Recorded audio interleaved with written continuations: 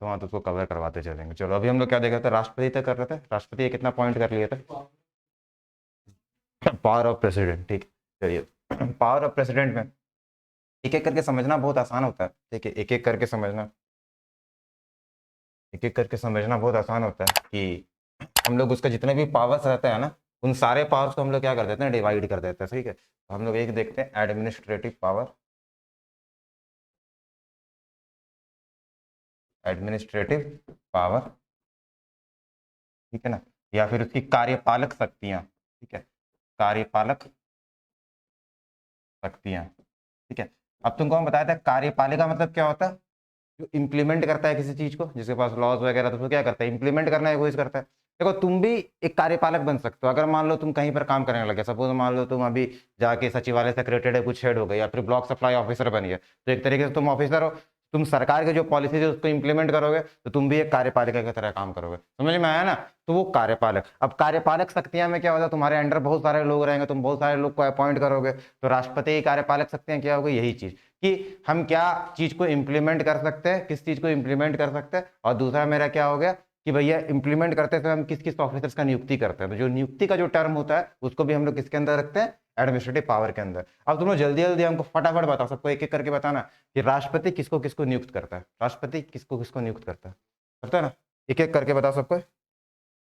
हम रफ में लिख ले रहे हैं, यहाँ पर रफ में एक हो सकता है करेक्ट भी करना पड़े। एक जन बोला, क्या बोला तुम लोग, गवर्नर पीएम को नियुक्त करेगा, ये काउंसिल ऑफ मिनिस्टर्स को नियुक्त करेगा, और हेड ऑफ यूपीएससी को नियुक्त करेगा। ये लिखा हुआ है क्या जी कहीं पे, तुम कैसे फटाफट बोल रहा है, सीएजी का चेयरमैन सीएजी को ही नियुक्त करेगा। चलो ठीक है, आगे बताओ और बोलो, जल्दी जल्दी जल्दी फटाफट। ठीक है, और हाईकोर्ट के जज को, और 12 राज्यसभा मेंबर्स को। अरे वाह, शाबाश, ये सुनना चाह रहे थे, वेरी गुड। ठीक है, और बताओ, और तुम बताओ। ठीक है, तुम्हारा हो गया खत्म, तुम लोग बताओ। तो जो बहुत लोग अपॉइंट करता है, लाइन से हेड ऑफ मिलिट्री उसको अपॉइंट करता है, देखो किसको किसको अपॉइंट करता है। हाँ, किसको, आईएएस आईपीएस, क्या बोला, किसको, जोर से बोलो ना, आईपीएस को, आईपीएस नहीं नियुक्त करेगा बाबू, आईपीएस को कैसे नियुक्त करेगा। ठीक, देखो अभी हम बोलते हैं किसको किसको, अभी तो लोग सब समझ में आ जाएगा किसको किसको नियुक्त करता है। आईएएस आईपीएस एग्जाम पिछला क्लास मेरा देखे थे, यही दिक्कत होता है, सारा क्लास कनेक्टेड होता है। हम बताया था article 312 all India services, IAS IPS और इंडियन फॉरेस्ट सर्विस, ये आपका अलग तरीके का एग्जाम कंडक्ट करवाता है, जो कौन करवाता है, यूपीएससी, इसको हम लोग ऑल इंडिया सर्विसेज बोलते हैं। तो उसमें प्रेसिडेंट का रोल थोड़ी ना। चलिए हम लोग देखते हैं कार्यपालक शक्तियां में किसको किसको अपॉइंट करते हैं, धीरे धीरे हम लोग एक एक करके आगे बढ़ते हैं। सबसे पहले किसको अपॉइंट करेगा, ये लाल दिख जाएगा ना, सबसे पहले लिखो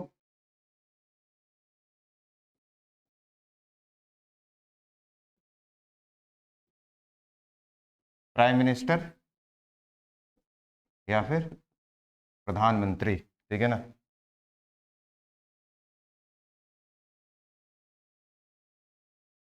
अब प्रधानमंत्री बोलने का मतलब ये नहीं है कि किसी भी लोग को प्रधानमंत्री नियुक्त कर देगा, जिसका बहुमत रहेगा। ठीक है, और वहां पर अगर जो उसकी जो पार्टी रहेगी वो उसको अलाउ कर रही है कि हाँ भाई आप ऐसा कर सकते हैं, मतलब इस आदमी को सेलेक्ट कर सकते हैं। मान लो कि बीजेपी जीत के आई, अब बीजेपी को अपना एक नेता चुनना है, अब जो नेता चुनना है तो नेता कौन हो सकता है, हो सकता है अमित शाह भी हो सकता है नरेंद्र मोदी भी हो सकते हैं। तो वो लोग क्या करेंगे, एक प्रस्ताव भेजेंगे किसको, राष्ट्रपति को, और बोलेंगे भैया इसको आप लोग जो है आप इसको PM as a form of PM appoint कर दीजिए, तो उसमें साइन कर देगा तो वो पीएम बन जाता है। कहाँ लिखा हुआ है ये, आर्टिकल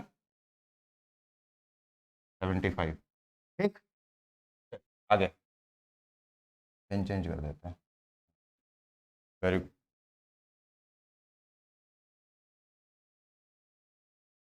उसके बाद फिर अटॉर्नी जनरल ऑफ इंडिया, नाम सुने हो ना, क्या काम करता है, केस लड़ता है। किसका केस लड़ेगा, हिंदी में क्या बोलते हैं इसको, हिंदी में क्या बोलते हैं, महान्यायवादी। ठीक है, कौन सा आर्टिकल में,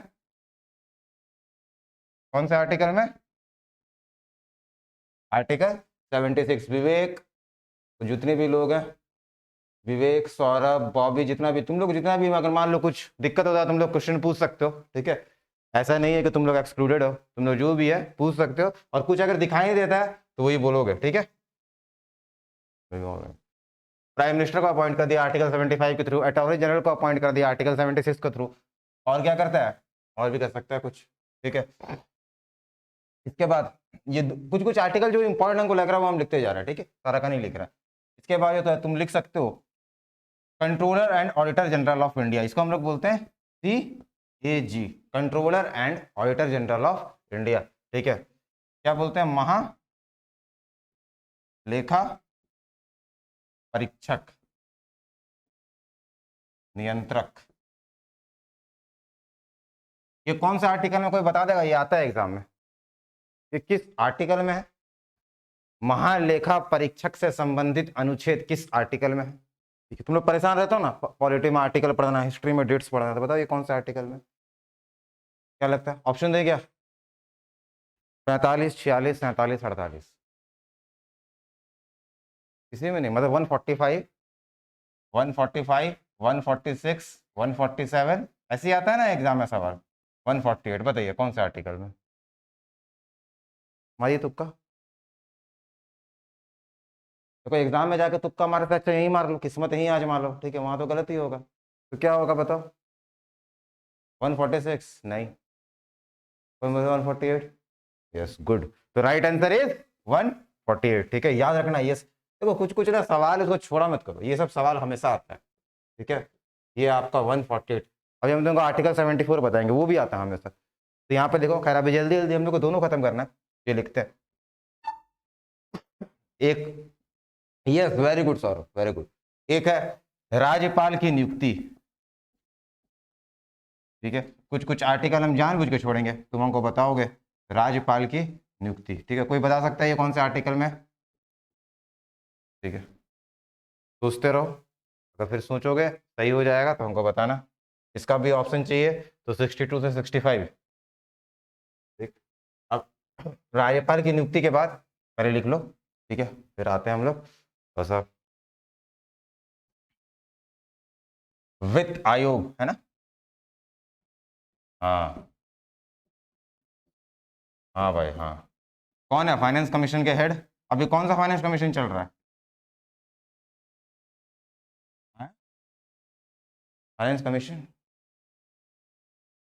फाइनेंस कमीशन कौन सा आर्टिकल में बताओ, कौन सा आर्टिकल में, ये है आर्टिकल 280। देखो ये सवाल आता है, तुम तुम देखो प्रीवियस ईयर सवाल देखो, देखना ये सब सवाल आता है, ठीक है ना। और हम लोग को क्या पता है पॉलिटी में कितना सवाल रहेगा, JSSC में ज्यादा से ज्यादा 4 से 5 सवाल, ठीक है, तो हम लोग कितना कवर कर लिए, बहुत ज्यादा कवर कर लिए, ठीक है। बस अब ये सब सवाल आएगा तो गलती मत करना, ये सब आसान सवाल गलती कर दोगे। अच्छा, इसका दो फॉर्म में आ सकता है, पहला फॉर्म में ये आ सकता है कि राष्ट्रपति निम्नलिखित में से किसके अध्यक्ष को नियुक्त करता है। अच्छा, वित्त आयोग लिख रहे हैं, इसका मतलब ये नहीं कि वित्त आयोग आपका पूरा का पूरा गठन ही कर देता है, उसके जो हेड रहता है उसकी नियुक्ति करता है ना, तो हेड का नियुक्ति तो आर्टिकल 280, ठीक है।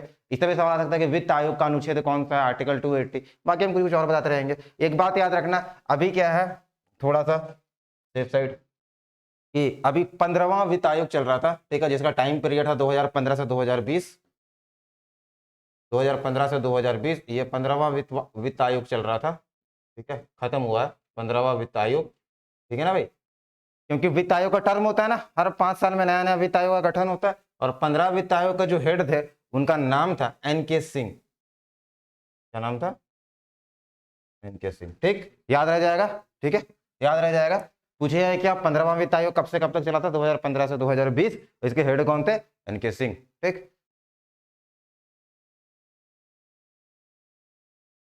बताएंगे, ठीक है, नीति आयोग एकदम अलग चीज है, नीति आयोग तुम्हारा अनकॉन्स्टिट्यूशनल बॉडी, वो कॉन्स्टिट्यूशनल बॉडी है ही नहीं, ठीक है। तो अभी हम लोग ये सारा कॉन्स्टिट्यूशनल बॉडी को पढ़ा रहे हैं, कहीं नीति आयोग का कोई आर्टिकल है क्या, कोई भी आर्टिकल नहीं है, ठीक है। हम तुमको बताएंगे कि नीति आयोग क्या, नीति आयोग कुछ भी नहीं, बस थिंक टैंक है। वित्त आयोग समझ गए, और तुम बता दो, एक अभी एक अभी बड़ाई, यस यस वेरी गुड, यही सुनना चाह रहे थे, इलेक्शन कमीशन, चुनाव आयोग, आर्टिकल बताओ बस इसका, आर्टिकल बताओ इसका कितना होता है, आर्टिकल बताओ, तो ऑप्शन दे क्या, 301, 308, 333, 324, मारो तुक्का, वाह, तुम बहुत सारा तुक्का मारना एग्जाम में, ठीक है, एकदम हो जाएगा तुम्हारा। आर्टिकल 324, ठीक है, मंगलवारी करते हो क्या कुछ ऐसा? Good, very good. तो क्या हो गया, चुनाव आयोग आर्टिकल 324, दो काम करना है। ये होमवर्क, कौन कौन सा स्टेट में चुनाव हो रहा है? चुनाव हो रहा है ना, यूपी, हरियाणा में चुनाव हो रहा है, पंजाब और उत्तराखंड और गोवा और मणिपुर, ठीक है। सबका सीट कितना कितना है, ये कॉपी में तुम्हारा लिखा हुआ रहना चाहिए, ठीक है। सबका सीट कितना कितना है। एग्जाम ये ट्रेंड देखा गया है कि जब जिस स्टेट में आपका इलेक्शन होता है, ठीक है, तो उस इलेक्शन से रिलेटेड कुछ ना कुछ सवाल पूछ दिया जाता है, ठीक है, कि भैया, क्योंकि ऐसे भी तुम देखोगे तो यूपी में सबसे ज्यादा सीट है ना, ठीक है, विधानसभा सीट सबसे ज्यादा है, ठीक है, तो ये तो ऐसे भी इंपॉर्टेंट हो जाता है, तो तुमको फिर भी ये चीज देख के आना, ठीक है क्या। और इससे रिलेटेड हम तुमको एक सवाल पूछेंगे, तो इसको होमवर्क समझ लो अपने हिसाब से। इससे रिलेटेड हम सवाल पूछेंगे कि भैया कौन सी पार्टी है, क्या पार्टी है, घोषणा कब हुआ था, कैसे होता है, कुछ हम सवाल पूछेंगे इससे रिलेटेड, वो तुमको ध्यान में रखना है। चुनाव आयोग, और चुनाव आयोग बहुत इंपॉर्टेंट है। हम एक क्लास ले भी लेंगे, एक क्लास नहीं 10-15 मिनट हम तुमको चुनाव आयोग के बारे में बता देंगे कि एक सदस्य रहते हैं कितने और अन्य सदस्य रहते हैं, इसके हेड को कैसे इलेक्ट किया जाता है, ये सब कुछ बहुत इंपॉर्टेंट चैप्टर है चुनाव आयोग, ठीक है। तो ये चुनाव आयोग के बाद वित्त आयोग हो गया, चुनाव आयोग हो गया, उसके बाद एक आयोग रहता है, इसको हम लोग बोलते हैं भाषाई एवं अल्पसंख्यक आयोग।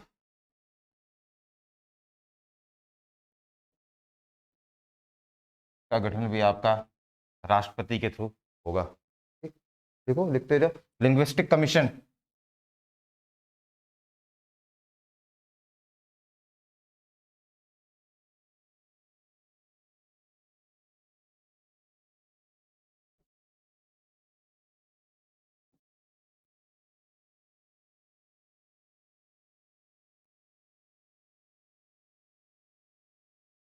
ठीक, माइनॉरिटी,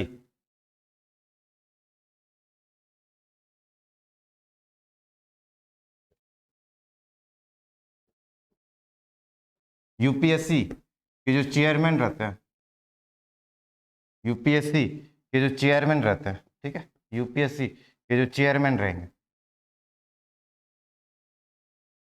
ठीक है, उसकी नियुक्ति किसके थ्रू होगी, राष्ट्रपति के थ्रू, यस। और यूपीएससी का आर्टिकल कहां से कहां तक लिखा हुआ है, बता सकते हो, आर्टिकल कहां से कहां तक लिखा हुआ? इसमें पूछा जाता है एग्जाम में कि जो लोक सेवा आयोग और राज्य सेवा आयोग का जो आपका ओवरऑल आर्टिकल हो कहां से कहां तक लिखा हुआ है, ये लिखा हुआ आर्टिकल 315 से आर्टिकल 323, याद रहेगा, ठीक है।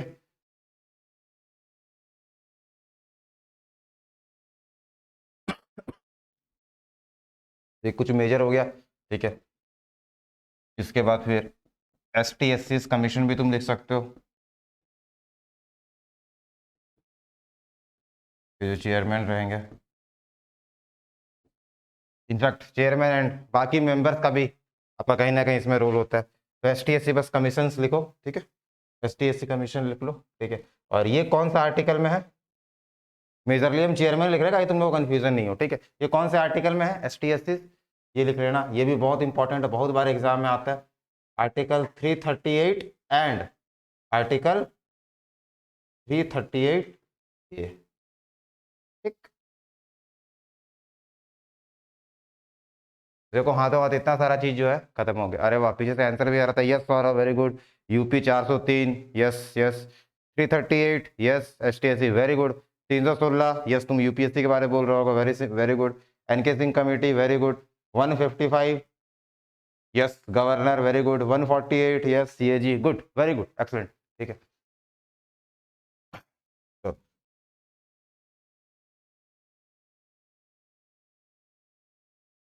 ठीक है, तो ये आपका कुछ कुछ मेजर पावर हो गया, किसका, किस चीज से रिलेटेड, इसके एडमिनिस्ट्रेटिव पावर से रिलेटेड। तो सबसे पहला तुमको याद रखना है क्या, प्राइम मिनिस्टर का नियुक्ति, फिर अटॉर्नी जनरल 76, फिर COG 148, राज्यपाल की नियुक्ति कितना, लड़का बोल रहा है 155, तुम लोग को भी चेक करना है कि क्या है, ठीक है, एक हम छोड़े हुए हैं। वित्त आयोग का गठन आर्टिकल 280, चुनाव आयोग गठन आर्टिकल 324, भाषाई अल्पसंख्यक, ये भी तुम लोग खोज के आओ कि भाषाई अल्पसंख्यक वाला जो है इसका कौन सा आर्टिकल है, ठीक है। ये दोनों का। उसके बाद फिर यूपीएससी का चेयरमैन, फिर एसटी एससी कमीशन के जो भी चेयरमैन और मेंबर्स होते हैं उनका जो है पूरा का पूरा गठन आपका राष्ट्रपति के थ्रू होता है। तो ये इसका क्या हो गया, एडमिनिस्ट्रेटिव पावर। ठीक है, तो हमारे यहाँ से 2-3 सवाल क्लियर हो जाता है कि राष्ट्रपति की कार्यपालक शक्तियां कौन कौन सी है, और दूसरा उन कार्यपालक शक्तियों में से कौन सा किस अनुच्छेद से संबंधित है। क्लियर है इतना? चलिए आगे बढ़ते हैं। दूसरा विधायी शक्ति है।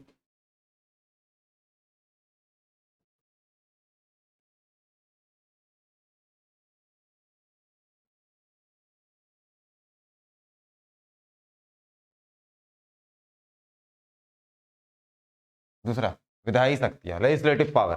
ठीक है, लेजिस्लेटिव पावर में क्या होता है कि जो भी लेजिस्लेटिव मतलब जहां पर लॉ लेजिस्लेट हो रहा है तो उससे रिलेटेड वहां पर जो राष्ट्रपति का पावर हो, तो सेंट्रल, चूंकि हम लोग सेंट्रल एग्जीक्यूटिव पढ़ रहे हैं, राष्ट्रपति सेंट्रल एग्जीक्यूटिव केंद्रीय कार्यपालिका के तहत कार्य करता है। केंद्रीय कार्यपालिका मतलब यहाँ जो विधायी शक्ति जो उसका होगा वो आपका केंद्रीय विधायी तक सीमित होगा, मतलब लोकसभा राज्यसभा, है ना। तो लोकसभा राज्यसभा में जो कार्य नीति अगर वहां पर किसी भी तरह कुछ कार्य चल रहा है तो उस फंक्शन में वो जो कार्य कर रहा होगा उस कार्य के दौरान राष्ट्रपति का क्या क्या रोल होता है उसी को हम लोग उसका विधायी शक्ति बोलते हैं। क्लियर है भाई? ठीक है, जैसे लोकसभा राज्यसभा में अगर, जैसे हम तुमको एक बात बताए थे कि मनी बिल को, जब मनी बिल को पेश किया जाता है तो मनी बिल को पेश करने से पहले राष्ट्रपति को एक बार इन्फॉर्म किया जाता है। ठीक है, तो वो एक तरीके का प्रोसेस है, वो एक तरीके का फॉर्मल एक्टिविटीज है, तो वो भी उसका एक कहीं ना कहीं विधायी शक्ति हो गया। या फिर विधायी शक्ति में तुम ये भी समझ सकते हो कि कोई भी बिल जाता है तो राष्ट्रपति उसको क्या कर सकता है, उसके ऊपर वीटो लगा सकता है, पॉकेट वीटो लगा सकता है, या फिर साइन कर दे या फिर रिजेक्ट कर दे उसको, या फिर उसके ऊपर पॉकेट वीटो लगा दे, तो वो भी एक तरीके का क्या है, राष्ट्रपति का विधायी शक्ति। समझ में आया विधायी शक्ति मतलब क्या होता है? अब कुछ कुछ विधायी शक्ति है जिसमें सबसे 3 इंपॉर्टेंट विधायी शक्ति है जो तुमको इस तरीके से याद करना है। D S P. डी मतलब डिसॉल्व, ठीक, विघटन। एस मतलब समन, मतलब आह्वान। पी मतलब प्रोरोगेशन, मतलब सत्रावसान। 3 चीज याद कर लो। ठीक है, लिख लो इसको। ठीक है, क्या क्या हम बोले? अब देखो एग्जाम में क्या सवाल आएगा वो भी हम तुमको बताते हैं। इस टाइप का सवाल आता है, ठीक, इसी टाइप का सवाल आएगा। ठीक है, पहला सवाल कि राष्ट्रपति जो है शक्ति कौन सा विधायी शक्ति है, तो डिसॉल्व, समन और प्रोरोगेशन। ठीक है, लिख लो इसको डीएसपी। ठीक है, very important, very important. Article 338। Yes Saurabh.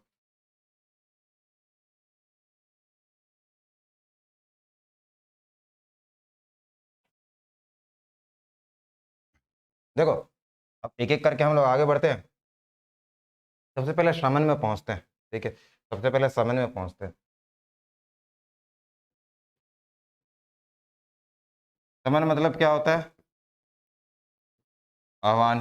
ठीक है, समन मतलब क्या होता है? आह्वान। आह्वान मतलब ये किस चीज का आह्वान करेगा, ये किस चीज का आह्वान करेगा?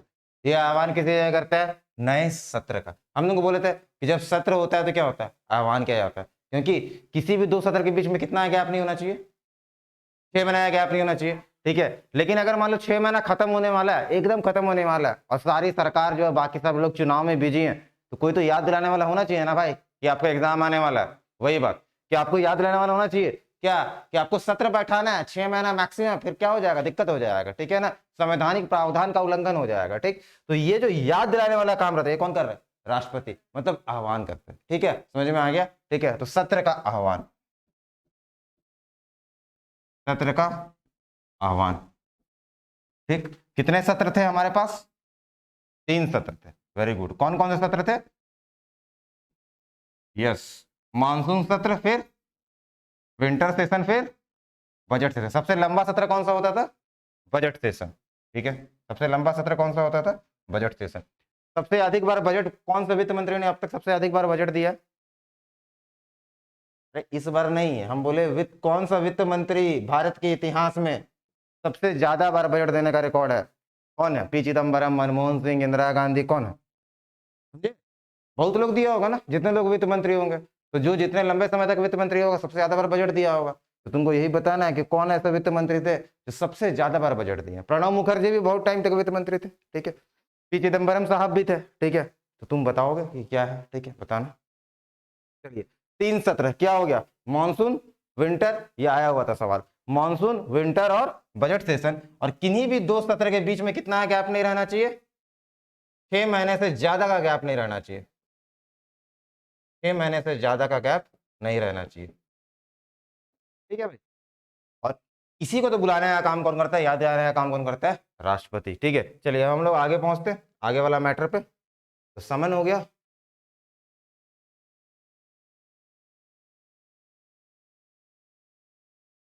समन हो गया, समन के बाद हम लोग आते हैं डिसॉल्व। डिसॉल्व, डिसॉल्व मतलब क्या? अच्छा, एक और चीज यहां से याद रखना, समन के बाद क्या होता है, कभी कभी तुम सुनते हो राष्ट्रपति का अभिभाषण हो रहा है, ठीक है ना, मतलब राष्ट्रपति कुछ बोलते हैं, ठीक है, लोकसभा होता है क्या है कि जब भी कोई नया सरकार बनता है तो उसका जो पहला सत्र होता है उसको राष्ट्रपति क्या करता है, एड्रेस करते हैं। ठीक है, ये तो एक चीज हो गया। और दूसरा, प्रत्येक वर्ष का जो प्रथम सत्र होता है उसको भी एड्रेस करने का काम किसका होता है, राष्ट्रपति का। ठीक है, और बजट वाला जो सेशन रहता है तो बजट में एक भाषण होता है और वो भी क्या होता है, आपका राष्ट्रपति का होता है। समझ गए, 3-4 चीज समझ गए। ठीक है, दिक्कत नहीं होना चाहिए। जैसे इस बार भी तुम देखे थे कि एक दिन बजट था, बजट से एक दिन पहले राष्ट्रपति का अभिभाषण हुआ था। ठीक है, वो हर साल तुम नोटिस करोगे। ठीक है, ये नॉर्मल। अच्छा, ये जो राष्ट्रपति का बजट का अभिभाषण रहता है ना, इसको पास करवाना रहता है संसद से। संसद से पास करवाना मतलब क्या होता है कि हमको दिखाना होता है सरकार को कि ये राष्ट्रपति जो बोले, जैसे 50% वन, मतलब वो होता है ना मेजोरिटी वाला केस, तो उसको पारित करना पड़ता है उसके अभिभाषण को। अगर पारित नहीं करवा पाया तो इसका मतलब कि सरकार कहीं ना कहीं खतरे में है। ठीक है, तो एक इंडिकेशन होता है। तो क्या ये सब बहुत अंदर का बात है, लेकिन बस तुमको समझ में आना चाहिए। और जो जो हम थोड़ा थोड़ा चीज बताते जा रहे हैं उसको कॉपी में लिखते जाना। ठीक है, और नहीं कुछ मिला, आंसर नहीं मिला तो बेशक पूछना मेरे से। ठीक है, कुछ कुछ लेकिन अपने हाथ से प्रैक्टिस करते रहना। अब हम लोग क्या पूछ रहे हैं, विघटन। विघटन कब कर देगा, तुम लोग खुद ही बता दो। डिसॉल्व कब कर देगा राष्ट्रपति, डिसॉल्व कब कर देगा लोकसभा को? यस, जब बहुमत नहीं रहेगा किसी के पास, है ना, जब बहुमत नहीं रहेगा किसी के पास। ठीक है ना, चुनाव के बाद क्या हुआ, बहुमत नहीं रहा तो क्या हो जाएगा, विघटन। हो सकता है ना भाई, लाना कितना है, 272 प्लस किसी भी पार्टी का नहीं आया, मान लो किसी पार्टी का 240 आया, ठीक है, किसी पार्टी का 230 आया, कोई सरकार बना पाएगा क्या, नहीं बना पाएगा। ये लोग आपस में मान लो कोई गठबंधन भी करता है, कोई कोई मिलके, मान लो किसी को 30 सीट आया, किसी को 20 सीट आया, तो ऐसा करके कोई गठबंधन करता है तो भी जाके जो है 272 पार नहीं हो पाता है। तो क्या होगा अल्टीमेटली, मोरारजी देसाई, अरे वाह, चेक वेक करके लिया गया। ठीक है, तो डिसॉल्व क्या हुआ कि बहुमत, कि बहुमत में रहने से क्या होता है, उस पूरे पूरे सिस्टम को विघटन कर दिया जाता है। एक और सिस्टम पे क्या होता है, कभी कभी कभी कभी क्या होता है कि एक जो सरकार होता है उसका टर्म कितना होता है, 5 साल। ठीक है ना, 5 साल होता है। लेकिन कभी अगर सरकार चाहे तो चुनाव को जो है पहले ही बोल सकते हैं, हम 5 साल से पहले ही चुनाव पे आ जाएंगे। ठीक है, इंदिरा गांधी भी एक समय ऐसे की थी, अटल बिहारी वाजपेयी जी का सरकार था उसमें भी एक बार ऐसे ही किया गया था। ठीक है, कि हम लोग बोले 5 साल, कभी कभी सरकार को क्या लगता है ना कि अभी माहौल चल रहा है, ठीक है, 5-6 महीना पहले, अब 6 महीना पहले जो है आप उसको उस तरीके से पहले चुनाव का घोषणा करवा सकते हैं चुनाव आयोग से बोल के कि ठीक है वी आर रेडी। तो ऐसा किया जा सकता है। ठीक है, और ऐसा किया गया था इंदिरा गांधी के समय में भी, और ऐसा किया गया था आपका अटल बिहारी वाजपेयी जी के में भी। ठीक है, तो उस समय क्या होता है कि 5 साल चलने से पहले भी ऐसा जब बोला जाए कि हमको विघटन करना है तो राष्ट्रपति क्या कर सकता है, उस पूरे सदन का क्या कर सकता है, विघटन कर सकता है। तो लोकसभा का विघटन हो जाएगा तो सारा लोग कहाँ पहुंच जाएगा, नए चुनाव में। विघटन मतलब क्या, लोकसभा का विघटन मतलब नया चुनाव होगा, नया लोकसभा चुनाव होगा। अच्छा, विधानसभा का विघटन मतलब क्या, नया विधानसभा चुनाव होगा। ठीक है, तो ये तुमको ध्यान में रखना है। तो डिसॉल्व, बहुमत, विघटन, तो डिसॉल्व भी हमको समझ में आ गया, डिसॉल्व करने का काम कौन करेगा, आपका राष्ट्रपति। और एक और होता है प्रोरोगेशन, एक और होता है मेरा लास्ट जो सेक्शन है दैट इज प्रोरोगेशन। ठीक, दैट इज प्रोरोगेशन, सत्रावसान, मतलब सत्र समाप्ति की घोषणा। ठीक, सत्र समाप्ति की घोषणा।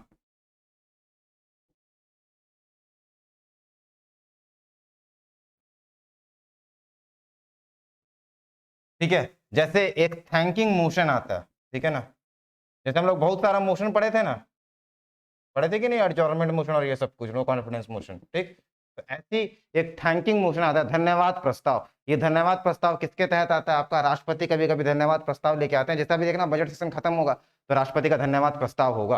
ठीक है, तो धन्यवाद प्रस्ताव, तो ये जो लाने, इसका मतलब क्या होगा कि अब सत्र खत्म हो रहा है, अब जो है हम लोग को फिर से नया सत्र 6 महीने बाद मिल रहा है, तो सत्रावसान, तो सत्रावसान कराने का काम कौन करेगा, राष्ट्रपति। क्लियर है सब कुछ, छोटा मोटा टर्म क्लियर हो रहा है। ठीक है, दिक्कत नहीं होना चाहिए। चलिए, बहुत लोगों को पता भी होगा लेकिन कोई इशू नहीं है। अब बढ़ते हैं आगे, तो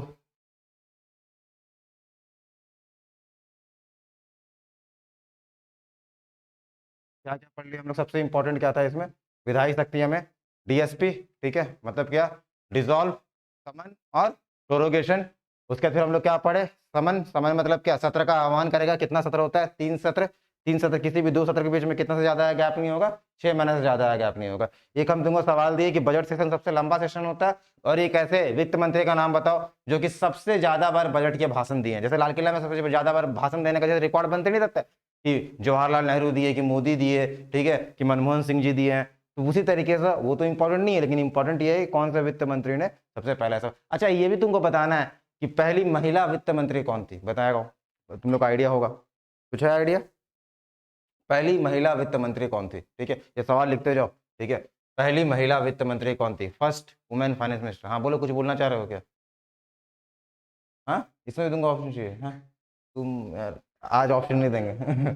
चलो, अभी क्या है? डिसॉल्व क्या है? विघटन करके आना, नहीं होगा हम बता देंगे। अभी जानते हो, अभी उस समय घुसेंगे ना, 10 मिनट एक्स्ट्रा लग जाएगा, ठीक है। तो हमको पहले ये सब खबर करवाना जल्दी, आज राज्यपाल तक पूरा कवर करना है, ठीक। अभी हिस्ट्री जब हम लोग पढ़ने लगेंगे तो हिस्ट्री में भी ऐसी 8-10 क्लास लंबा लग जाएगा, है ना। और एग्जाम सामने, जैसे कुछ कुछ खुद से भी एफर्ट करते रहो, बाकी हम देखेंगे आगे जितना हो सकता है। डिसॉल्व, बहुमत नहीं होगा तो विघटन हो जाएगा, ठीक है, समझ में आ गया, कोई दिक्कत नहीं है। प्रोरोगेशन, सत्रावसान, सत्र समाप्ति की घोषणा। एग्जाम में कभी अगर आ जाए कि थैंकिंग मोशन किसके द्वारा दिया जाता है, तो किसके द्वारा दिया जाता है? राष्ट्रपति के द्वारा। क्लियर, ठीक है। अब मिलिट्री विलेक्ट्री वो सब देख लेना, मिलिट्री का बहुत ज्यादा इंपॉर्टेंट नहीं है। मिलिट्री पावर भी एक होता है राष्ट्रपति का, सैन्य शक्ति। तो दो इंपॉर्टेंट शक्ति था, एडमिनिस्ट्रेटिव पावर और लेजिस्लेटिव पावर। हाँ जी, एडमिनिस्ट्रेटिव पावर और लेजिस्लेटिव पावर। इसके बाद एक थोड़ा सा और इंपॉर्टेंट चीज है जिसके बारे में हमको जानना जरूरी है, ठीक है, जानना जरूरी है। राष्ट्रपति की क्षमादान शक्ति। क्षमादान शक्ति मतलब पार्डिंग पावर। कहाँ दिया हुआ? ये आर्टिकल आता है, कौन सा आर्टिकल में दिया हुआ? आर्टिकल, वेरी गुड, आर्टिकल 72 आता है एग्जाम में। पार्डनिंग पावर, ठीक है, आर्टनिंग समाधान शक्ति, पार्डनिंग पावर, आर्टिकल 72, ठीक है। क्या? सीतारमन? नहीं जी, सीतारमन जी नहीं दी है, ठीक है। सीतारमन तो अभी अभी आई है, मुरारजी देसाई। तुम लोग को समझ में आ रहा है जितने लोग ऑनलाइन बैठे हो? देखिए, फास्ट तो नहीं हो रहा है, ऑडियो विजुअल सारा कुछ क्लियर है ना? एक बार यस लिख दो, है ना, एक बार यस लिख दो, हमको भी क्लियर रहेगा, ठीक है। बाकी तुम लोग का रिस्पांस तो मेरे पास पहुंच ही रहा है, वेरी गुड, ठीक है। तो अभी देखते हैं हम लोग क्षमादान शक्ति, आर्टिकल 72, क्षमादान शक्ति।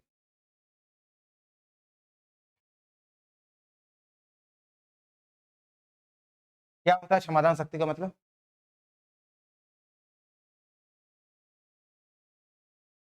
और इसका जो होता है, सबसे पहला ये लिख लेना, ठीक है। और इसका जो टेक्निकल टर्म है उसको भी ध्यान रखना, ठीक है। और टेक्निकल टर्म अभी बता नहीं रहा है, बस तुमको पहले अभी समझाना है, और वो अगर मान लो पीडीएफ वगैरह मिलेगा तो उसमें लिंक मिल जाएगा तुमको। किसी का सजा को क्या कर सकता है? कम कर सकता है, ठीक है। किसी के सजा के प्रवृत्ति को बदल सकता है, किसी सजा की प्रकृति को बदल सकता है, नेचर, नेचर को, होता है कि नहीं होता है, ठीक है। किसी के सजा की प्रकृति को बदल सकता है। उसके द्वारा क्या हो सकता है? किसी के सजा को माफ कर सकता है, ठीक है। और इसी यही जो सजा को माफ करता है, इसी में आपका क्या आ जाता है कि मृत्युदंड या उम्र कैद को माफ कर। तो बताओ, किए थे क्या तुम लोग? ये वाला किए थे, पार्डनिंग पावर, ठीक है। तो सजा को कम कर सकता है, सजा की प्रकृति को कम, सजा को कम कर सकता है, मतलब उसको क्या कर सकता है? क्या कम करना हो, क्या बोलेंगे? सजा की प्रकृति को बदल सकता है, प्रकृति को बदल सकता है, इसका नेचर को बदल सकता है, ठीक है, इसका नेचर को बदल सकता है। और सजा को माफ करना मतलब कंप्लीट पार्डन का, ठीक है। तो जब भी पार्डनिंग पावर आएगा तो इतना सारा चीज होता है, ठीक है, इतना सारा चीज होता है।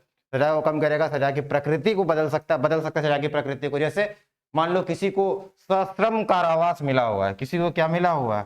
सश्रम कारावास। कभी जेल गए हो क्या? नहीं जाना चाहिए, ठीक है। तो मान लो किसी को सश्रम कारावास मिला, ठीक है। सश्रम कारावास मतलब ऐसा नहीं कि तुम जेल में जाके बैठ गए आराम से सो के उठ रहे हो 11 बजे, ऐसा नहीं होता। ठीक है, 8 बजे सो के उठे फिर 11 बजे तक काम करना पड़ेगा। ठीक है, हम गए नहीं है लेकिन सुने हैं ऐसा। ठीक है, तो यह क्या होता है सश्रम कारावास। तो मान लो कोई ऐसा आदमी हो जो शुरू से इंजर्ड हो, ठीक है, मान लो कोई कुछ ऐसा कैटेगरी का कोई आदमी हो, मान लो किसी के हाथ में कुछ, या मान लो वो चोरी वोरी करते हुए उसका हाथ में चोट लग गया। ठीक है, अब चोर तो पकड़ा गया लेकिन उसका हाथ में ऐसा चोट लग गया कि उसका पूरा हड्डी खत्म हो गया। ठीक है, अब वो उस हाथ से कभी यूज कुछ काम ही नहीं कर सकता। ठीक है, लेकिन उसको 5 साल का कारावास मिल गया, सश्रम कारावास। ठीक, तो बोला कि भाई ये तो गड़बड़ हो गया, हम तो काम नहीं कर पाएंगे वहां पर, सश्रम कारावास। तो सश्रम कारावास को क्या बोलेगा कि सिर्फ एक सिंपल कारावास एक साधारण कारावास में तब्दील किया जा सकता है। ठीक है, तो ऐसा किया जा सकता है, तो इसको हम लोग क्या बोले। या फिर बहुत बार ऐसा हो सकता है कि समझने का बात ये भी हो सकता है कि जो मृत्युदंड का सजा उसको किसने बदल दिया, उम्र के, तो ये क्या हुआ, नेचर बदला कि नहीं बदला। ठीक है ना, तो ये सब कुछ, तो सजा की प्रकृति को ये बदल सकता है कौन, राष्ट्रपति। सजा को माफ कर सकता है, मतलब अगर किसी को मृत्युदंड का सजा मिला हुआ जिसको हम लोग फांसी की सजा बोलते हैं, उसको क्या कर सकता है, ये माफ कर सकता है। इतना समझ में आ गया। ठीक है, तो ये जो टाइप्स है, जो इसका टेक्निकल टर्म है वो हम तुमको बता देंगे, लेकिन पहले अभी ये समझना, क्योंकि हम जब भी पूछते हैं कि क्षमादान शक्ति मतलब क्या, तो लोग यही बोलते हैं कि फांसी की सजा माफ कर सकता है, लेकिन उसमें ये सब कुछ आ जाता है। ठीक है, चलिए हम लोग आगे बढ़ते हैं, थोड़ा सा आगे बढ़ते हैं। ठीक, अब ये जो हाँ, ये जो है आपका पार्डनिंग पावर है। ठीक है, अब इसमें ध्यान देना, कि अब जब पार्डनिंग पावर, तो इसमें क्या कर सकता है कि जब भी राष्ट्रपति अगर किसी को क्षमादान वाला कुछ भी रखेगा, मतलब क्षमादान से रिलेटेड कुछ भी केसेस पे रिव्यूज करेगा, तो उस पे आपको प्रधानमंत्री या फिर सिंपल मंत्री परिषद,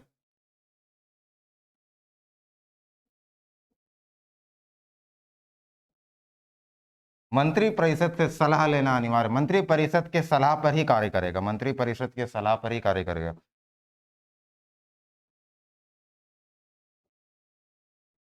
मंत्री परिषद के सलाह पर मतलब, बोलने का मतलब ये हो गया कि राष्ट्रपति ऐसे नहीं कि बैठे हुए हैं बहुत सारा उसके पास पार्डनिंग पिटिशंस आ गया तो सारे पिटिशंस के ऊपर देख रहे हैं, ऐसा जरूरत नहीं है। ठीक है, होगा क्या कि मंत्रिपरिषद की सलाह पर अगर मंत्रिपरिषद उसको बोलती है कि आपको इस पिटिशंस के ऊपर ध्यान देना चाहिए, इस याचिका के ऊपर ध्यान देना चाहिए, इस क्षमादान याचिका के ऊपर ध्यान देना चाहिए, तो राष्ट्रपति जो है उसके ऊपर कुछ डिसीजन लेता है। समझ में आया, तो ये इसका एक्सक्लूसिव पावर नहीं है, ऐसा मैं समझ रहा हूं, ये इसका एक्सक्लूसिव पावर नहीं है। ठीक है, दूसरा केस, हाँ जी, कौन सा, ये काउंसिल, आर्टिकल 74 काउंसिल, क्या परिचय तो दिक्कत हो रहा है। ठीक है, यहाँ पर हम लिख देते हैं काउंसिल, काउंसिल ऑफ मिनिस्टर। दो चीज होता है, एक होता है काउंसिल ऑफ मिनिस्टर, एक होता है cabinet of minister. Council of minister बड़ा सेट होता है, ठीक है ना, और कैबिनेट ऑफ मिनिस्टर छोटा सेट होता है। ठीक है, जैसे प्रधानमंत्री जी, अमित शाह जी, निर्मला सीतारमन जी और कोई रक्षा मंत्री, ठीक है, ये 4 5 7 लोग बैठ गए तो इसको बोले कैबिनेट। ठीक है, और जब मान लो जितना भी मंत्री का समूह है, कितने परसेंट, 15%, ठीक है, जितने भी मंत्री का समूह वो लोग एक मीटिंग में बैठे, उसको हम लोग क्या बोले, मंत्री परिषद, काउंसिल। ठीक है ना, तो मंत्री परिषद बड़ा चीज होता है, कैबिनेट छोटा चीज होता है लेकिन पावरफुल कैबिनेट होता है, ये बात रखना, जो पावरफुल होगा क्या होगा, कैबिनेट। ऐसे भी तुम देखो ना, डिसीजन मेकिंग में जितने कम लोग होंगे उतना ज्यादा वो एफिशिएंट होता है। ठीक है, चलिए आगे आगे बढ़ते हैं। और ये क्या कर सकता है, जब ये क्षमादान कर रहा होगा, कौन सा क्षमादान पिटिशन पे ध्यान दे रहा होगा राष्ट्रपति, तो ये क्या करेगा, अपने तरीके से कार्य करने के लिए स्वतंत्र है, अपने तरीके से कार्य करने के लिए स्वतंत्र है, अपने तरीके से कार्य करने के लिए स्वतंत्र है। हम बता दें इसका मतलब क्या होता है, अपने तरीके से कार्य करने के लिए स्वतंत्र है। बोलने का मतलब ये हुआ कि वो जितना भी एविडेंस है खुद मंगा सकता है ना, जितना भी एविडेंसेस है, ठीक है, या जितने भी उस केस से रिलेटेड जितने भी फाइल्स हैं, जितने भी डॉक्यूमेंट्स हैं, उसको सीधा अपने पास मंगा सकता है। ठीक है, तो वो सब कुछ है। तो ये आपका बोलने का मतलब हुआ कि इसमें एक तरीके से तुम देखोगे वो खुद ही कोर्ट बन जाता है और अपने तरीके से जो है काम करता है। यस, अगर एक बार जैसे दल बदल कानून के ऊपर कोई पूछ रहा था कि सर दल बदल कानून हो जाता है, वो 52nd अमेंडमेंट है, ठीक है, वो तुमको हम नहीं बताया था ना, लास्ट में बोले थे ना, वो 52nd अमेंडमेंट में लेके आया गया था आपका वो वाला सिस्टम, दल बदल वाला। और क्या दल बदल, जैसे कि दल बदल कानून में हम तुमको क्या बताए थे, हम तुमको ये बताया था दल बदल कानून में क्या होता है कि अगर सबसे पहले हायर अथॉरिटी कौन रहता है दल बदल कानून के ऊपर, कि अगर हम दल बदल कर लिए तो कौन हमको बोलेगा कि आप गलत काम कर रहे हैं, स्पीकर बोलेगा। यस, और जब स्पीकर बोलेगा दल बदल कर रहे हैं, लेकिन वो जो एमएलए रहेगा उसको लगेगा कि भाई ये स्पीकर ऐसा नहीं, मेरे साथ धोखाधड़ी कर रहा है, ये जानबूझ के मेरे साथ थोड़ा बायसनेस दिखा रहा है, तो वो जो आदमी है, वो जो एमएलए है या वो जो एमपी है, तो वो कहाँ जा सकता है, हाई कोर्ट या फिर सुप्रीम कोर्ट जा सकता है ना।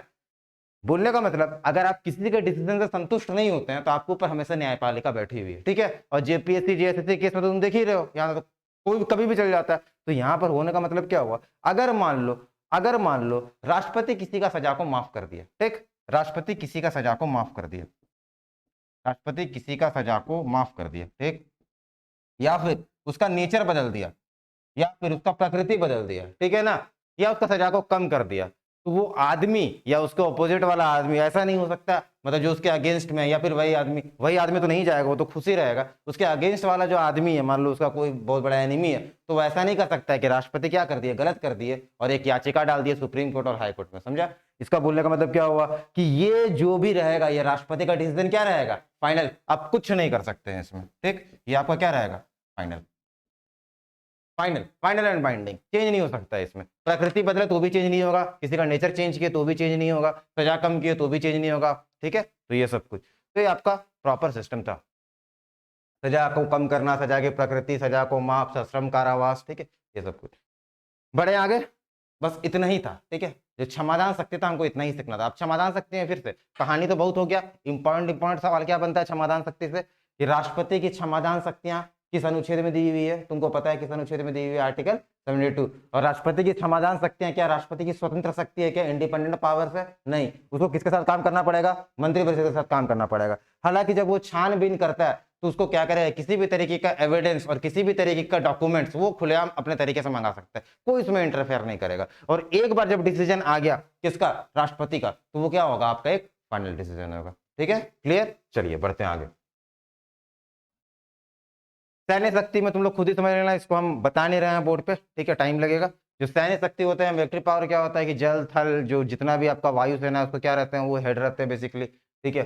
तो इस तरीके से तो कभी भी अगर कुछ ऐसा वॉर वगैरह होता है, ठीक है, तो हालांकि वो अब वॉर होगा नहीं, लेकिन अगर मान लो ऐसा कुछ वॉर था, ऐसे याद करो 1971 का वॉर था, तो ऐसा वॉर होगा तो जो भी मिलिट्री परमिशन वगैरह जितना भी चाहिए होता है तो उसमें आपका राष्ट्रपति का सहमति अनिवार्य होता है, इसलिए इसको हम लोग क्या बोलते हैं, उसका सैन्य शक्ति। एक चीज याद रखना कि राष्ट्रपति का कुछ स्ट्रैटेजिक पावर भी होता है, कूटनीतिक शक्तियां, ठीक है ना, इसको हम लोग बोलते हैं कूटनीतिक शक्तियां। कूटनीतिक शक्तियां मतलब क्या हो गया कि मान लो कि हम कुछ डील कर रहे हैं, हम किससे डील कर रहे हैं, कुछ एक बड़ा डील कर रहे हैं, ठीक है, किससे डील कर रहे हैं, नेपाल से हम लोग कोई डील कर रहे हैं। जैसे तुमको पता है कि नेपाल वाला क्या करता है कि नेपाल वाला क्या करता है कि बिहार का जो कुछ रीजन में बरसात में बाढ़ आ जाता है, ठीक है, आता है ना, वो क्यों आता है, क्योंकि नेपाल से जो है बहुत सारा पानी छोड़ दिया जाता है। तो हम कुछ ऐसा डील कर दे नेपाल वाले से, ठीक है, या फिर चाइना वाला का जो आपका ब्रह्मपुत्र रीजन है जिसके कारण से असम में आपका बाढ़ आ जाता है, असम वाले रीजन में बाढ़ आ जाता है, ठीक है, राजस्थान वाले रीजन में बाढ़ आ जाता है। तो हम कुछ डील करें उससे, कुछ ऐसा डील करें कि आपको इतना ही पानी छोड़ना है देश की सुरक्षा के लिए, इतना ही पानी छोड़ना है ताकि हमारे यहाँ पर कुछ ना कुछ दिक्कत हो जा रहा है, बहुत सारे लॉसेस हो रहे हैं।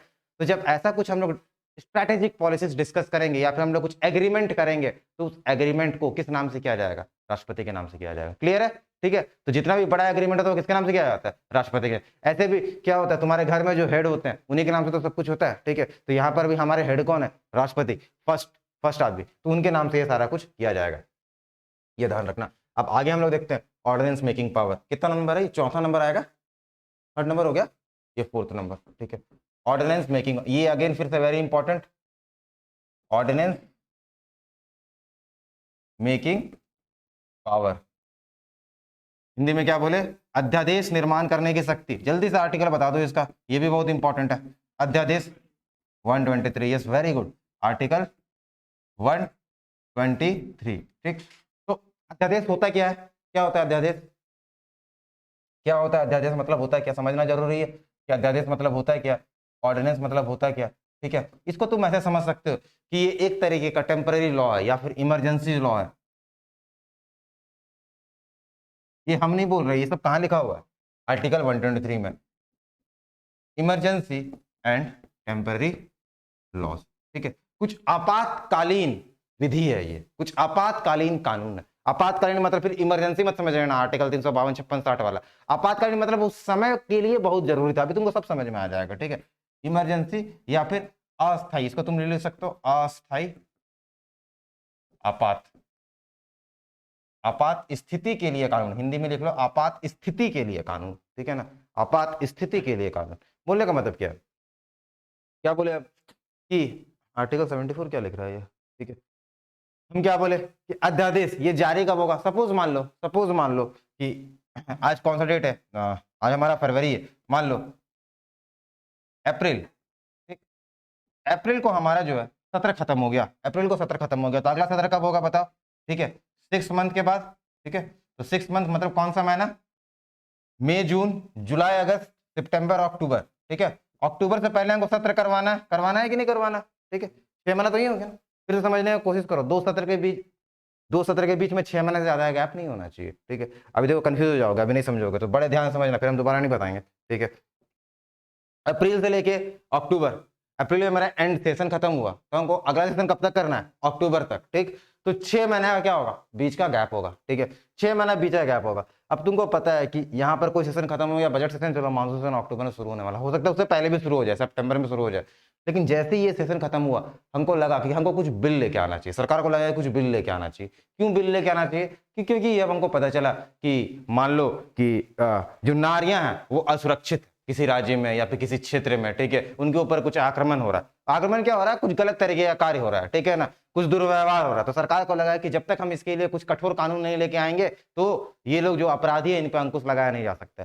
तो सरकार तो अब कानून लेके आएगा। ठीक है, लेकिन सरकार कानून लेके कैसे आएगा, ये सेशन तो बंद हो चुका है, गेट तो बंद हो चुका है, कैसे लेके आएगा, समझ में आया ना। और हम तुमको पहले ही बताए थे, नारी शक्ति कानून अगर लेके आएगा तो वो एक तरीके का ऑर्डिनरी बिल है। ऑर्डिनरी बिल को दोनों हाउस में पास कराया जाता है कि नहीं पास कराया जाता है। लोकसभा में तो लोकसभा से पारित करने के बाद कहाँ, राज्यसभा में। तो राज्यसभा तो चल रहा है लेकिन लोकसभा नहीं चल रहा है। बोलने का मतलब ये हुआ कि ऐसे समय में, इसलिए हम लोग क्या लिखे कि आपात स्थिति वाला कानून। ठीक है ना, तो ऐसा कुछ कानून बन, जैसे कि जितने भी किसान भाई थे वो क्या हुआ, बैठ गए, कहाँ बैठ गए, दिल्ली वाले रीजन में बैठ गए। अब उनको समझाना है कि भैया आप उड़िए। ठीक है, कि हमारा क्या हो रहा है कि पूरा का पूरा लॉ एंड ऑर्डर खराब हो रहा है। ठीक है, आप उड़िए, जगह खराब हो रहा है, ट्रांसपोर्टेशन जो है अभी दिक्कत हो रहा है, कहीं ना कहीं कुछ ना कुछ प्रॉब्लम आ रहा है।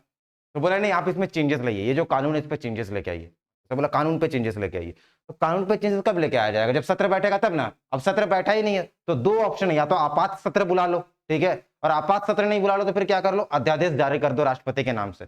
क्या अध्यादेश जारी करेगा कि ठीक है आपका मांग मान लिया गया है और अगले बार जब सत्र बैठेगा तो हम लोग इसको एग्री कर देंगे। समझ में आया ना, तो ये पूरा सिस्टम चलता है। तो 6 महीने का टाइम चलता है। जब 6 महीने के बीच में कुछ ऐसा सिचुएशन आ गया मई जून में, जब हमको कुछ ऐसा प्रोविजंस लेके आना पड़ा तो आपात स्थिति होता है। तो अध्यादेश कब लेके जाया जाएगा, एग्जाम के लिए बहुत इंपॉर्टेंट, छोटे एग्जाम से लेके बड़े एग्जाम के लिए बस ध्यान में रखना। अध्यादेश केवल तभी लाया जा सकता है, ये हम नहीं बोल रहे, आर्टिकल 123 में बोला गया, अध्यादेश केवल या ऑर्डिनेंस केवल तभी लाया जा सकता है जब एदर दोनों हाउस नहीं चल रहा है या दोनों में से एक हाउस नहीं चल रहा। क्या बोले, अध्यादेश तभी लेके आया सकता है जब दोनों हाउस नहीं चल रहा है या दोनों में से एक हाउस नहीं चल रहा। समझ में आया। और दोनों हाउस नहीं चलने का सवाल नहीं है क्योंकि राज्यसभा तो लगातार चलने वाला सदन है, वो तो विघटन नहीं हो सकता उसका। ठीक है, तो अगर एक भी सदन नहीं चल रहा हो तो हम लोग क्या आ सकते हैं, अध्यादेश लेके आ सकते हैं। ठीक है, और अगर दोनों सदन चला तो अध्यादेश लेके आया जा सकता है क्या, नहीं आया जा सकता है। जब भी बीच में ऐसा कुछ गैप पीरियड हो तो इस गैप पीरियड में हम लोग अध्यादेश लेके आ जाते हैं। अब देखना होगा क्या, तो ये अध्यादेश लेके आया गया, तो अध्यादेश किसके नाम से लेके आया जा सकता है, तो ये जो जो सरकार रहेगी वो किसके पास जाएगी, राष्ट्रपति के पास, बोलेगी कि ये बहुत इंपॉर्टेंट सा मुद्दा है और इसके ऊपर क्या लेके आइए आप, अध्यादेश लेके आइए। तो इसके ऊपर क्या लेके आएंगे, अध्यादेश। और अध्यादेश जब आया तो इसी को हम लोग क्या बोल देंगे, वो तुरंत का तुरंत क्या इफेक्ट में आ जाता है और क्या बन जाता है, कानून। ठीक है, लेकिन इस अध्यादेश का कोई लिमिट रहता है, टाइम पीरियड रहता है, ये कब तक वैलिड रहेगा। ठीक है, जब तक कि नया सत्र नहीं बैठ जाए तब तक वैलिड रहेगा, वही होता है ना। तो नया सत्र बैठने का मैक्सिमम टाइम क्या होता है, 6 महीना। अप्रैल में मान लो कि जिस दिन खत्म हुआ हमारा सेशन उसी के अगले दिन लेके आया गया कोई अध्यादेश, तो उसका मैक्सिमम टाइम पीरियड कब तक हो सकता है, 6 महीना। ठीक है, तो उसका मैक्सिमम टाइम पीरियड कितना होगा, 6 महीना, 6 मंथ। ठीक है, बोला ये गया कि वैलिडिटी एक अध्यादेश का 6 महीना होता है। लेकिन फिर क्या होगा, जैसे ही 6 महीना बाद सत्र बैठेगा तो सत्र बैठने के बाद, जैसे ही सत्र बैठा तो सत्र बैठने के बाद 6 सप्ताह के अंदर, सत्र बैठने के बाद 6 सप्ताह के अंदर उस अध्यादेश को क्या कर देना पड़ेगा, पारित करवाना पड़ेगा। मतलब क्या बोला है कि सर आपके अब जब सारे एमपीज आ जाएंगे, 543 एमपीज आ जाएंगे, तो बोलेगा क्या कि सर क्या हुआ कि बड़ा इंपॉर्टेंट सा मसला था, हम लोग को अध्यादेश लेके आना पड़ा, ऑर्डिनेंस लेके आना पड़ा, अब आप प्लीज इस चीज को पारित कर दीजिए। ठीक है, मतलब क्या कर दीजिए, मेजोरिटी से पारित कर दीजिए, 50% मेजोरिटी है, जो भी मेजोरिटी रहता है उस मेजोरिटी से पारित कर दीजिए। अगर सारे एमपी उस चीज को पारित कर दिए तो बहुत अच्छी बात है, अगर पारित नहीं किए तो क्या हुआ, वो अध्यादेश खत्म हो जाता। समझ में आया। तो जितने भी एमपीज हैं उसको पारित करने के लिए अधिकतम कितना सप्ताह का समय दिया गया है, 6 सप्ताह का। तो किसी भी अध्यादेश का मैक्सिमम टाइम पीरियड कितना हो गया? 6 मंथ प्लस 6 वीक्स। ठीक, 6 मंथ प्लस 6 वीक्स। ठीक है, तो ये आपका टाइम पीरियड हो गया। अब इसमें दो तरीके से सवाल पूछेगा ये कि जब अध्यादेश को सदन में लेके आया गया, जब अध्यादेश को सदन में लेके आया जाता है, उस समय कितने सप्ताह के अंदर या कितने दिनों के अंदर जो है उसको पारित करना आवश्यक होगा? तब कितना होगा? 6 वीक। और अगर घुमा के पूरा पूछ दिया कि एक अध्यादेश का कुल टाइम पीरियड, टाइम लेंथ कितना होता है, तो 6 मंथ प्लस 6 वीक। ठीक है, तो ये आपका अध्यादेश हो गया। अध्यादेश आना समझ में आ गया? आर्टिकल 123। चलिए अब हम लोग आगे बढ़ते हैं। ये अध्यादेश आपका पता है गवर्नर भी लेके आ सकता है राज्य के लिए। किस अनुच्छेद के तहत? गवर्नर जब राज्य में ऐसे अनुच्छेद लेके आएगा, मतलब ये आपका ऑर्डिनेंस लेके आएगा, राज्य में ऐसा ऑर्डिनेंस लेके आएगा, तो कौन सा आर्टिकल है? देखो 123 से ही बन जाएगा, आर्टिकल 213। ठीक है, आर्टिकल 213 गवर्नर के लिए अध्यादेश का शक्ति है, और आर्टिकल 123 राष्ट्रपति के लिए क्या शक्ति है आपका? राष्ट्रपति के लिए आपका शक्ति है कि वो केंद्र के लिए या केंद्र सरकार के लिए आपका अध्यादेश लेके आ सके।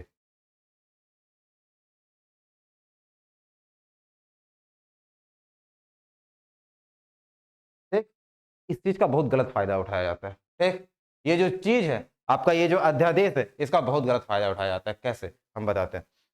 हम लोग एक मनी बिल का कॉन्सेप्ट बताया था कि मनी बिल को कैसे सरकार अपने तरीके से अपने फायदे के लिए यूज करती है। ठीक है, हर सरकार, सरकार बोलने का मतलब ये नहीं है कि तुम्हारे दिमाग में बस एक ही सरकार हो, सरकार मतलब हर सरकार। ठीक, इसी तरीके से अध्यादेश को भी बहुत बार जब सरकार को ये लगता है कि उस चीज को हम पारित नहीं करवा सकते, मतलब लोकसभा में हम पारित नहीं करवा सकते, जब सरकार को ये लगता है कि भैया वो मेजोरिटी हम डिस्कशन नहीं झेल सकते, तो जानबूझ के इस तरीके का चीज किया जाता है। क्योंकि राष्ट्रपति तो कहीं ना कहीं जो सरकार की पार्टी रहती है उसके कहीं ना कहीं इन्फ्लुएंस में रहते हैं, तो क्या होता है कि ऐसा जानबूझ के किया जाता है कि अपने हिसाब से अध्यादेश लेके आया जाता है। और इस केस में जो सबसे बड़ा बड़ा काम किया गया वो इंदिरा गांधी के समय क्या है कि लगातार अध्यादेश लेके आया गया था। ठीक है, और इंदिरा गांधी के समय के बाद अभी जब हम लोग नरेंद्र मोदी का सरकार देखते हैं, तो इसमें भी हम लोग देखते हैं कि क्या हो रहा है कि अध्यादेश धड़ाधड़ लेके आया जा रहा है। बोलने का मतलब क्या होता है कि बहुत सारे जो पॉलिटिकल साइंटिस्ट है वो हमेशा ये बोलते हैं कि जब भी किसी एक पार्टी को बहुत ज्यादा बहुमत मिल जाता है, जब उसको ये लग जाता है कि मेरा सरकार कभी भी नहीं गिर सकता है,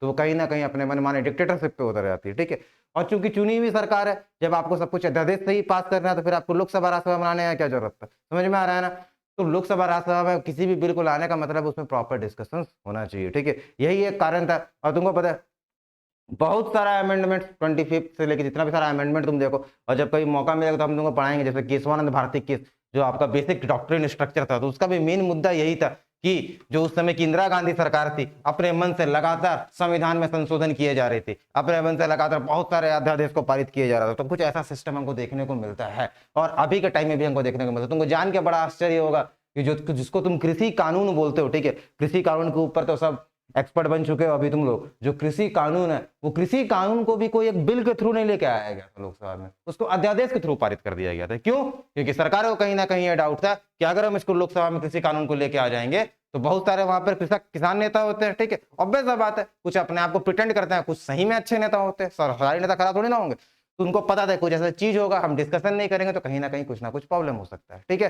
तो उस चीज को एक लॉस की तरह पास नहीं किया गया कि पहले लोकसभा में पारित करेंगे। ये तो मनी बिल है नहीं ना भाई, तो पहले लोकसभा में पारित करिए, राज्यसभा में पारित करिए, फिर कहां पारित करिए? आपका प्रेसिडेंट के पास भेजिए, प्रेसिडेंट साइन करेंगे तो पास हो जाएगा। लेकिन इसको ऑर्डिनेंस के तरीके से पास किया गया, तो ये भी एक मुद्दा है। इसको बोला गया कि इतना इंपॉर्टेंट बिल को आप ऑर्डिनेंस के तरीके से पास कर रहे हैं। ठीक है, तो ऐसा बहुत कुछ किया गया है। ठीक है, और हमेशा क्या हुआ कि इंडियन कॉन्स्टिट्यूशन का हम लोग कहीं ना कहीं लूप होल्स निकालते गए, और हर पार्टी कभी ना कभी निकाली, तो ये दिक्कत रहा है। ठीक है, तो खैर कोई बात नहीं, छोटा छोटा बात तुमको समझ में आना चाहिए, पढ़े लिखे आदमी तो सब कुछ समझ में आना चाहिए। दैट इज अध्यादेश 6 मंथ प्लस 6 वीक्स। ठीक है, ये पूरा का पूरा गलत है। इसी में बिहार सरकार तो भाई एक टाइम गजब कर दी थी। ठीक है, जब गवर्नर का समय था तो उस समय क्या किया था ये लोग, लगभग एग्जैक्ट हमको याद नहीं आ रहा है, कुछ 100+ के आसपास ये लोग अध्यादेश निकाल दिया था। ठीक है, होता क्या था, जैसे मान लो कोई अध्यादेश आया 6 वीक में उसको कैंसिल कर दिया गया। ठीक है, जब 6 वीक्स में कैंसिल कर दिया गया तो जैसे ही वो सत्र खत्म होता था फिर से उसी अध्यादेश को दोबारा रिपीट करके लागू कर दिया जाता था। समझ में आया? तो एक केस याद रखना, ये केस कभी कभी अगर आ जाए, हालांकि आएगा नहीं, तुम्हारे एग्जाम में आएगा नहीं, इस केस का नाम है DC वाधवा केस। इस केस को याद रखना है ना, DC वाधवा